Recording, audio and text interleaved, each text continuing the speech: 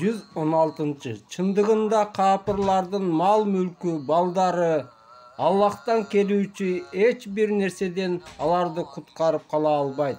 Алар тозок ээлери, анда түбөлүккө калышат. 117. Алардын бул дүйнөдө жасаган кайрымдуулуктарынын мисалы өздөрүнө зулумдук кылган коомдун эгин талаасынын түшүмүн кыйраткан аяздуу шамал сыяктуу. Аллах аларга зулумдук, адилетсиздик кылган жок. Алар өздөрүнө өздөрү зулумдук кылышты. 118. Эй ыймандуулар, өзүңөрдөн башкаларды дос тутпагыла. Алар силерге кастык кылуудан тартынышпайт. Алар силердин балеге кабылышыңарды каалашат. Алардын кектешүүсү оозунан чыккан сөздөн ачык айкын көрүнүп турат. Жүрөктөрүнүн түпкүрүндөгү тагы кеги абдан чоң. Чындыгында силер түшүнүшүңөр үчүн биз силерге белгилерди баян кылдык.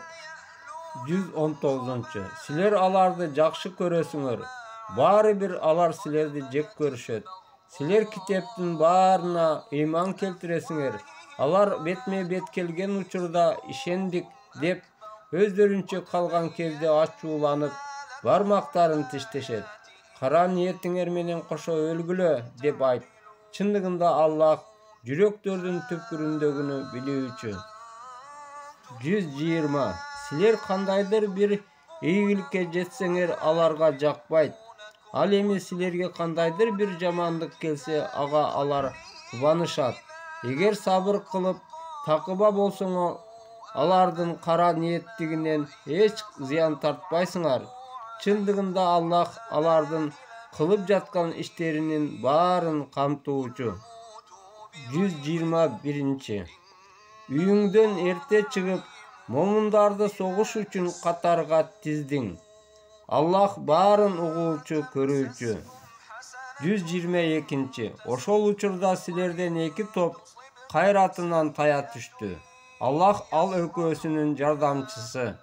Момундар Аллахка гана тобокел кылышсын. 123. Чындыгында Бадырда силерди жеңишке жеткирген Аллах. Ал кезде силер күчсүз болчусуңар. Аллахтан корккула. Мүмкүн силер эми шүгүр кылаарсыңар. 124. Момундарга эгиңер силерге 3000 периште түшүрүп жардам берди. Ошол жетишпейби деп айттың. 125. Оба, эгер сабыр кылып такыба болсоңор, ал силерге дароо келип, эгиңер силерге бирдей 5000 периште менен жардам кылат. 126. Аллах аны силерди сүйүнтүп, аны менен кошо жүрөктөрүңөр тынчтануусу үчүн жасады. Жардам мартабалуу, даанышман Аллахтан гана. 127. Капырлардын бир тарабын кыйратуу жана аларды кордоп, ийгиликсиз кайтуусу үчүн ушинтти. 128. Аллах аларды кечиреби же азаптайбы? Эч бир иш сенин эркиңде эмес. Чындыгында алар заалымдар. 129. Асмандагылар жана жердегилер Аллахка таандык. Ал каалаганын кечирип, каалаганын азаптайт. Аллах кечиримдүү, боорукер. 130. Эй ыйман келтиргендер, сүткөрлүктүн эсебинен жашабагыла. Аллахтан корккула. Ошондо мүмкүн кутулаарсыңар. 131. Капырларга даярдалган тозоктон сактангыла. 132. Аллахтан коркуп элчиге моюн сунгугула. Балким ошондо ырайым кылынаарсыңар. 133. Эгиңердин кечиримине такып алар үчүн даярдалган кенендиги асман менен жердей болгон бейишке умтулгула. 134. Кеңирчиликте да, жетишсиздикте да Аллах жолунда сарптагандар, ачуусун сабыр менен баскандар, адамдарга кечиримдүү болгондор, ушулар такып алар. Аллах жакшылык кылуучуларды сүйөт. 135. Ыпластык менен алектенгендер, өз жандарына зулумдук кылгандар, билип туруп жасаган күнөө иштерин улантышпаса, Аллахты эстеп күнөөлөрү üçün keçirim surasa Allah'tan başka kim günahlardı keçire alat? 136. Alardın sıyları egesinden keçirim jana aldından daryalar ağıp turgan beyişler. Al jerde alar tübölükö boluşat. Amal kıluvçulardın sıylıktары kanday jakşı. 137. Silerden murda ar türlü okuyalar ötkön. Jer yüzün kezgile. Жалганга чыгаруучулардын акыбети эмне болгонун көргүлө. 138. Бул адамдарга эскертүү жана такыбаларга жол көрсөтүү үчүн насаат. 139. Алсырабагыла жана кайгырбагыла. Эгер момун болсоңор, силер албетте капырлардан үстөн болосуңар. 140. Эгер силер жаралансаңар, тигил коомго да ошол сыяктуу эле жарадарлык жеткен. Ушул күндөрдү адамдардын арасында айлантып турабыз. Аллах силердин ыймандууларыңарды аныктоо жана силерден шейит кылуу үчүн ушинтет. Аллах залымдарды жек көрөт. 141. Ошондой эле Аллах момундарды тазалоо жана капырларды кыйратуу үчүн согуш чыгарат. 142. Же силерден Аллах үчүн күрөшүүчүлөрдү жана сабырдууларыңарды эгиңер аныктабастан туруп бейишке киребиз деп ойлойсуңарбы? 143. Мурда өлүмгө жолугууну эңсечүү элеңер. Эми аны көрүп, карап турасыңар. 144. Мухаммед Аллахтын элчиси гана. Андан мурунда элчилер өткөн. Ал өлсө же өлтүрүлсө, силер артка кайтасыңарбы? Ким артына кайтса, ал Аллахка кымындай да жамандык кыла албайт. Аллах шүгүр кылуучуларды сыйлайт. 145. Аллахтын буйругу болмоюнча эч ким өлбөйт. Ал ажал жазылуу бир мөөнөт. Кимде ким бул дүйнөнүн жакшылыгын кааласа, аны ошого беребиз. Ал эми кимде ким акыреттин жакшылыгын кааласа, ага ошону беребиз. Шүгүр кылуучуларды тез арада сыйлайбыз. 146. Канчалаган пайгамбарлар менен көптөгөн Кудайга берилгендер согушушту. Алар Аллах жолунда тарткан азаптан алсырашып, моюн сунушкан жок. Аллах сабырдууларды сүйөт. 147. Алардын сөздөрү: "О эгебиз, күнөөлөрүбүздү, ишибиздеги ысырапкорчулугубузду кечиргин. Биздин кадамдарыбызды бекем кылып, капыр коомго каршы күрөштө жардам бер" дешти. 148. Ошондуктан Аллах аларга дүйнө жакшылыгын берип, акырет жакшылыгынын эң көркөмүнө бөлөдү. Аллах жакшылык кылуучуларды сүйөт. 149. Эй ыйман келтиргендер! Эгер силер капырларга моюн сунсаңар, силерди артыңарга кайтарат. Ошондо силер зыянга учуроочуларга айланасыңар. 150. Оба! Силердин колдоочуңар Аллах, ал эң мыкты жардамчы. 151. Ыймансыздардын жүрөгүнө Аллах өз китептеринде кабарлабаган шериктерди кошкондугу үчүн коркунуч салабыз. Алардын бара турган жайы тозок. Залымдардын жайы кандай жаман. 152. Силер аларды Аллахтын каалоосу менен талкалаган кезде Аллахтын убадасы ишке ашты. Качан гана силер коркуп, буйрукка каршы чыгып, силер жакшы көргөн нерсеңерди Аллах өзүңөргө көрсөткөндөн кийин гана силер моюн толгодуңар. Силердин араңардан бул дүйнөнү каалоочулар жана акыретти каалоочулар да бар. Ал силерди сыноо үчүн алардан жеңилүү менен кайтарды. Бирок ал силерди кечирди. Аллах момундар үчүн ырайым ээси. 153. Мына силер эч кимге карабастан артка качтыңар. Элчи болсо силерди алга чакырып жатты. Силердин кайгыңарга кайгы кошуп, өткөн нерсеге жана кабылганга өкүнбөшүңөр үчүн Аллах силерди жазага кириптер кылды. Чындыгында Аллах силердин жасап жатканыңардан кабардар. 154. Анан ал силерге кайгыдан кийин силердин бир бөлүгүңөрдү тынчтандыруучу уйку жиберди.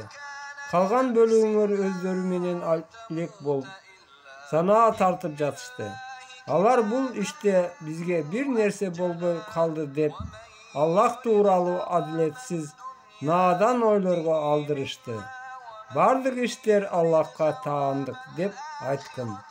Алар дилдеринде сага ачык айтпаган нерселерди сакташат. Алар эгер бул иште биз үчүн бир нерсе болгондо биз бул жерде өлүмгө учурабас элек деп айтышат. Айт, эгер силер өз үйүңөрдө жатып деле кимдин маңдайына өлүм жазылган болсо ачыкка чыкмак.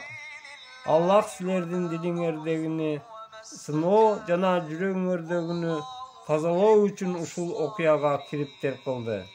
Акыйкатта Аллах дилдердеги нерселерди билүүчү. 155. Чындыгында эки тайпа бетме бет келген кезде силердин араңардан артка кайткандар, алардын бузукулук аракеттеринен улам шайтан жаңылыштыкка түрттү. Аллах аларды кечирди. Анткени Аллах кечиримдүү, жумшак.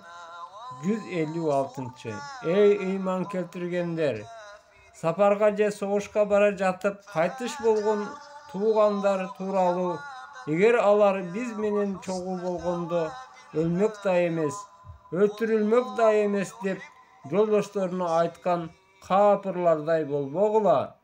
Акыйкатта Аллах тирилтет жана өлтүрөт. Аллах силер жасап жаткан иштерди көрүп туруучу. 157. Албетте силер Аллахтын жолунда өлтүрүлгөн же өлгөндөр болсоңор, Аллахтын кечирими жана ырайымы алар жыйнап жаткан нерселерден жакшы.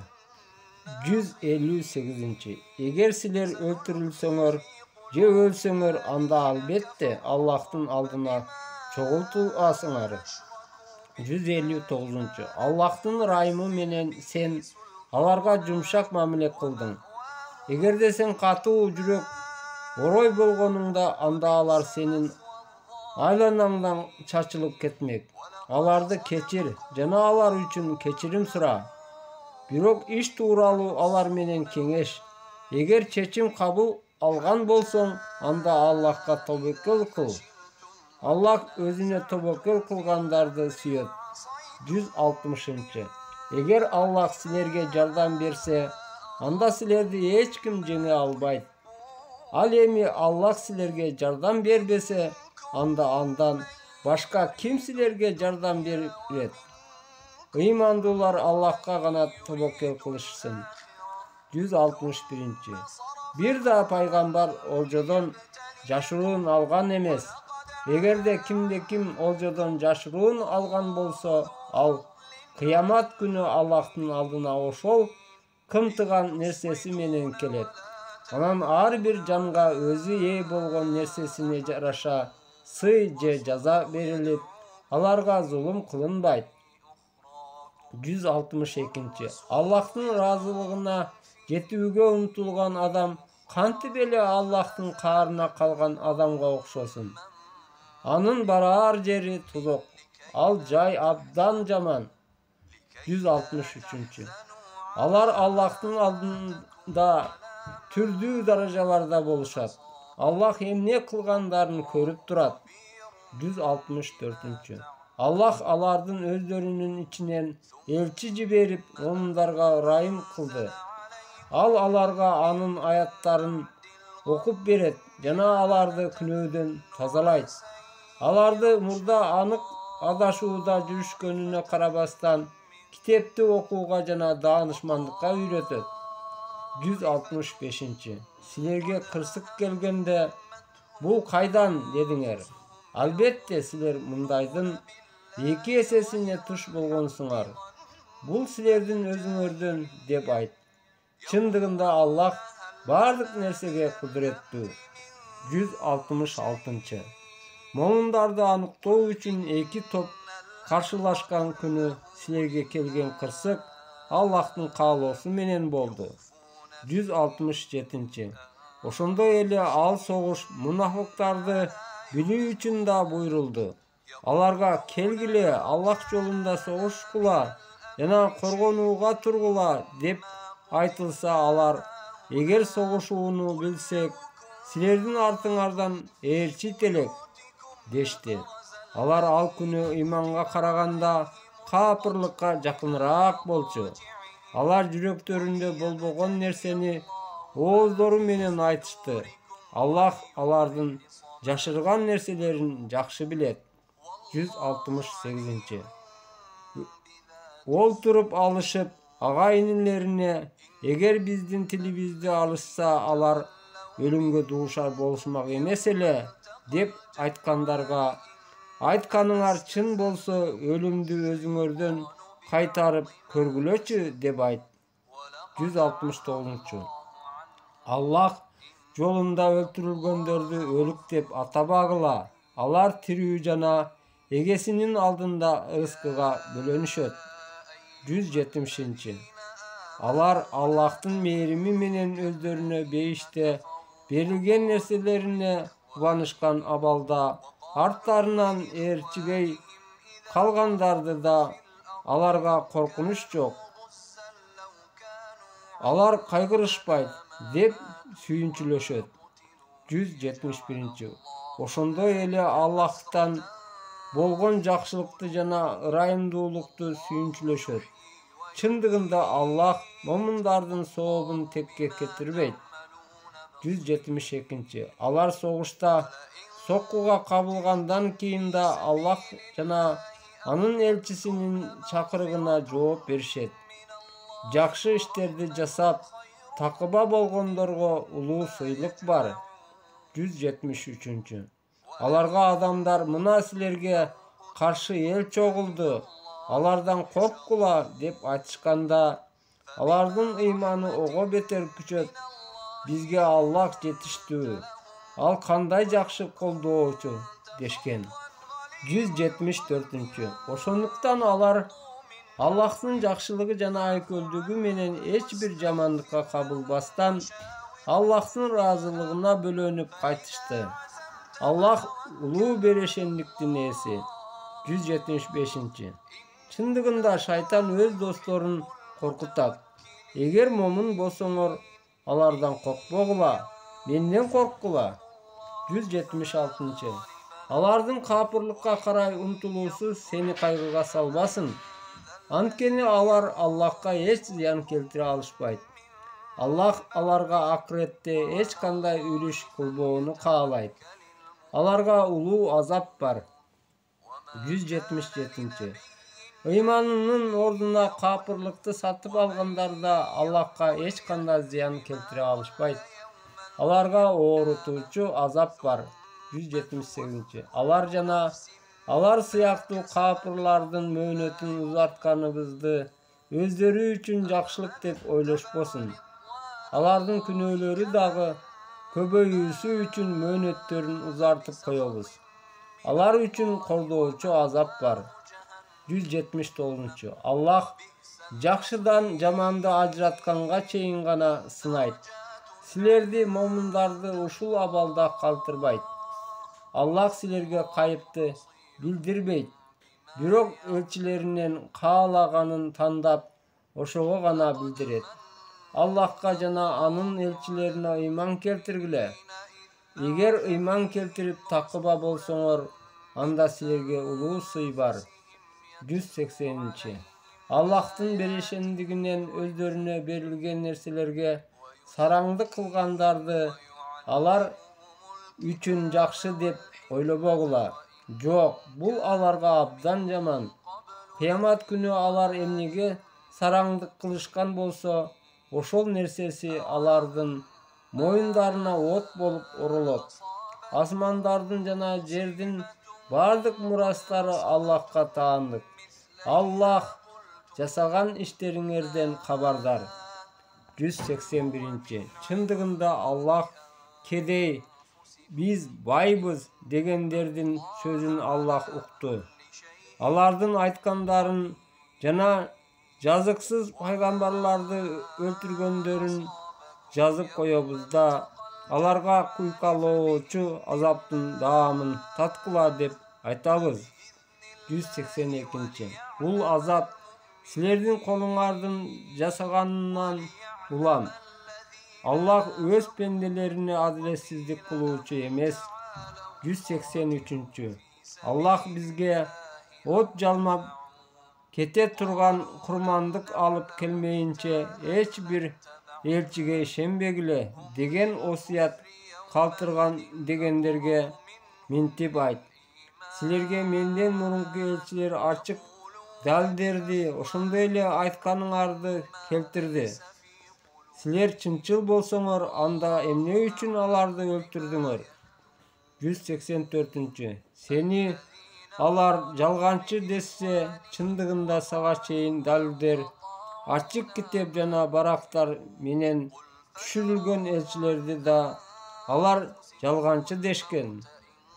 185. Бардык жандар өлүм даамын татышат жана кыямат күнү ар бириңерге сыйлыгыңар толугу менен берилет.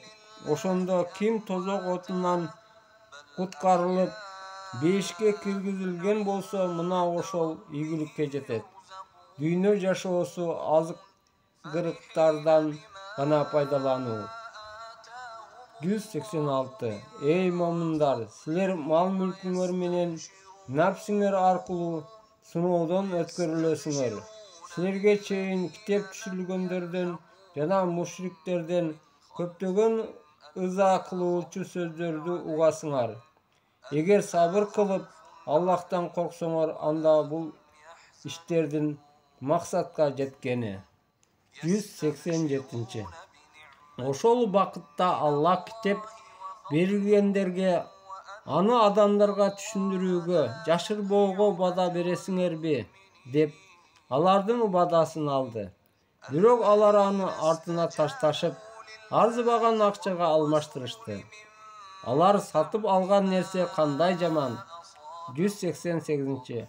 Аткарган иштериңерге кубанып, өздөрү жасабаган иштер менен мактанууну сүйгөндөр азаптан кутулат деп ойлобо. Аларга оорутуучу азап бар. 189. Асмандар менен жердин кожоюндугу Аллахка гана таандык. Аллах бардык нерсеге кудуреттүү. 190. Асмандар менен жердин жаралуусунда жана түн менен күндүн алмашуусунда акыл ээлери үчүн белгилер бар. 191. Алар Аллахты турган абалда, отурган жана жамбаштаган абалда да эстешет. Жана асмандардын жана жердин жаралуусу жөнүндө ой жүгүртүшүп, ой эгебиз, сен муну максатсыз эле жаратканың жок, сен аруусуң, бизди тозок азабынан сакта дешет. 187. Ошол убакытта Аллах китеп берилгендерге аны адамдарга түшүндүрүүгө, жашырбоого бада бересиңерби деп алардын бадасын алды. Бирок алар аны артына ташташып, арзыбаган акчага алмаштырышты. Алар сатып алган нерсе кандай жаман. 188. Аткарган иштерине кубанып, өздөрү жасабаган иштер менен мактанууну сүйгөндөр азаптан кутулат деп ойлобо. Аларга оорутуучу азап бар. 189. Асмандар менен жердин кожоюндугу Аллахка гана таандык. Аллах бардык нерсеге кудуреттүү. 190. Асмандар менен жердин жаралуусунда жана түн менен күндүн алмашуусунда акыл ээлери үчүн белгилер бар. 191. Алар Аллахты турган абалда, отурган жана жамбаштаган абалда да эстешет. Жана асмандардын жана жердин жаралуусу жөнүндө ой жүгүртүшүп, ой эгебиз, сен муну максатсыз эле жаратканың жок, сен аруусуң, бизди тозок азабынан сакта дешет. 192. Ой эгебиз, сен кимди тозокко киргизсең, чындыгында аны кордойсуң. Залымдардын эч бир жардамчысы жок. 193. Ой эгебиз, биз эгиңерге ыйман келтиргиле деп чакырган үн салуучуну угуп, ыйман келтирдик. O egemiz bizdin күнөөлөрүбүздү кечирип, жамандыктарыбызды жашыр, жакшылар менен бирге өлүүнү насип эт. 194. О egemiz бизге элчилериңе бада кылганыңды бере көр. Бизди кыямат күнү шерменде кылба. Чындыгында сен бадаңа каршы чыкпайсың. 195. Ошондо алардын тилектерин эгеси кабыл кылып, чындыгында мен силерди эркек же ургаачы болсун, амал кылуучуңардын амалдарын текке кетирбеймин. Силер бири-бириңерденсиңер. Көчкөндөрдүн мекенинен куулуп чыгарылгандардын, менин жолумда азап тарткандардын, согушкандардын жана өлтүрүлгөндөрдүн жамандыктарын кечирип жиберем. Аларды алдынан дарыялар аккан бейишке киргиземин деди. Сыйлык Аллахтан, сыйлыктын жакшысы Аллахтын алдында. 196. Капырлардын шаарлар арасында айланып, саякаттап жүрүүсү сени азгырбасын. 197. Аз гана пайдалануудан кийин алардын орду тозок. Ал кандай жаман орун. 198. Өз эгесинен корккондорго алдынан дарыялар агып турган бейиш бактары тартууланат. Ошол жерде алар түбөлүккө калышат. Алар Аллахтын коноктору. Аллахтын алдындагы жакшылык такыбалар үчүн. 199. Чындыгында китеп ээлеринен Аллахка ыйман келтирип, силерге түшүрүлгөн жана өздөрүнө түшүрүлгөн нерселерге Аллахтан корккон абалда ишенгендер да бар. Алар Аллахтын аяттарын арзыбас баага сатышпайт. Алардын сыйлыктары эгесинин алдында. Чындыгында Аллах тез эсептөөчү. 200. Эй ыймандуулар, сабырдуу жана чыдамдуу болгула. Катарга тургула жана Аллахтан корккула. Мүмкүн кутуларсыңар.